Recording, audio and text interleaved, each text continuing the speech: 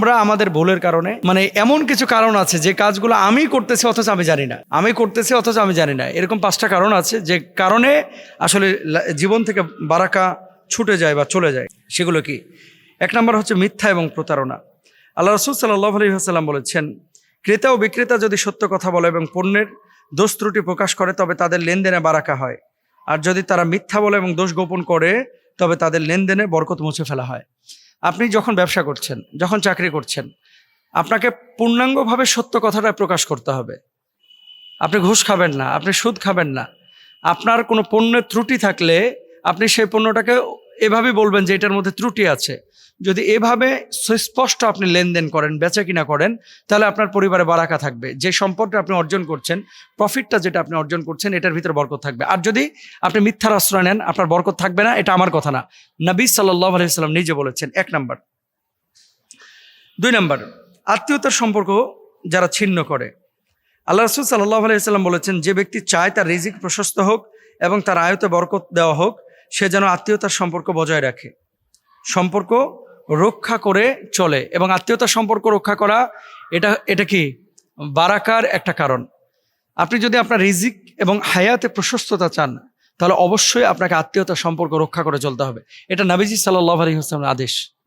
এখন আপনি নিজে বারাকা চাচ্ছেন কিন্তু আত্মীয়তার সম্পর্ক রক্ষা করছেন না, তাহলে আপনার জীবনের বারাকাটা নষ্ট হয়ে যাবে। একবারে সুস্পষ্ট কথা, আপনার জীবনে বারাকা নষ্ট হয়ে যাবে। এই জন্য আত্মীয়তার সম্পর্ক রক্ষা করে চলা বারাকার জন্য এটা বড় জরুরি। 3 নম্বর, সুদ এবং হারাম উপার্জন। আল্লাহ সুবহানাহু ওয়া তাআলা বলেছেন, ইয়ামহাকুল্লাহুর রিবা ওয়া ইউরবিস সাদাকাত। আরেকটা আয়াতে বলছেন কি, ওয়া হাল্লাল্লাহুল বাই'a ওয়া হাররামার রিবা। এরপর আল্লাহ বলছেন কি, ইয়া আইয়ুহাল্লাযীনা আমানুত্তাকুল্লাহ ওয়া দারু মা বাকিয়া মিনার রিবা ইন কুনতুম মুমিনিন। 3টা কথা।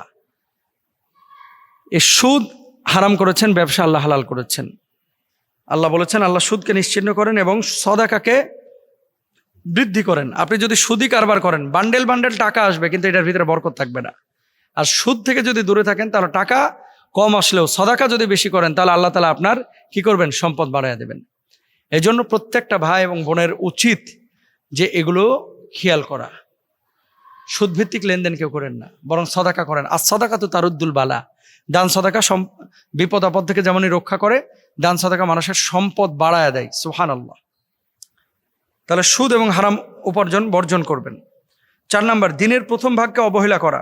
আল্লাহ রাসূল সাল্লাল্লাহু আলাইহি ওয়াসাল্লাম বলেছেন, আল্লাহুম্মা বারিক লি উম্মতি ফি বুকুরিহা। এরকম একটা হাদিস আছে। নবীজি সাল্লাল্লাহু আলাইহি ওয়াসাল্লাম বলেছেন যে, আল্লাহ আপনি আমার উম্মতের সকালের কাজের মধ্যে বারাকা দান করেন। তো সকালবেলা আপনি 12টা পর্যন্ত ঘুমাবেন, আপনার সকাল হবে দুপুর 12টায়, তাহলে বারাকা পাবেন না। আপনাকে ফজর পরপরই কাজের মধ্যে বেরিয়ে যেতে হবে। এটা তাহলে বারাকার দরওয়াজা আপনার জন্য উন্মুক্ত হবে ইনশাআল্লাহ। 5 নম্বর, অলসতা এবং কর্মবিমুখতা। এটা আল্লাহর কাছে বেশি বেশি দোয়া করবেন, আল্লাহ আমি অক্ষমতা এবং অলসতা থেকে আপনার কাছে পানাহ চাই।